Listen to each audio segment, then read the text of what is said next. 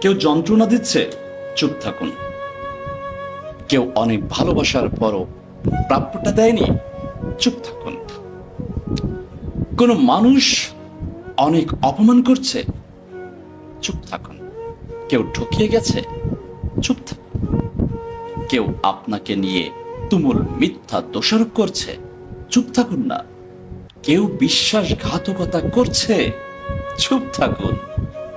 এমন নীরব হয়ে যান, এমন নীরব হয়ে যান, সেই মানুষগুলো যেন আর কখনো আপনার শব্দ কিংবা ছায়াও না দেখে। মৃত হয়ে যান তাদের কাছে। প্রতিজ্ঞা করুন আর কখনো ঘুরে তাকাবেন না। শুধু এই প্রতিজ্ঞাটা করতে পারলে আপনি কষ্ট পাবেন না।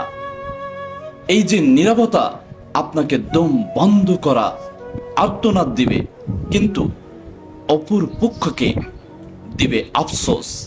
আসলে আমরা হারাবার ভয়ে শব্দ দিয়ে প্রতিবাদ করি, কিন্তু আপনি জানেন কি যে মানুষগুলো আপনাকে মানুষ বলে মূল্যায়ন করেনি, আপনাকে দম বন্ধ করার অনুমতি দিয়েছে, তারা আপনার কেউ না।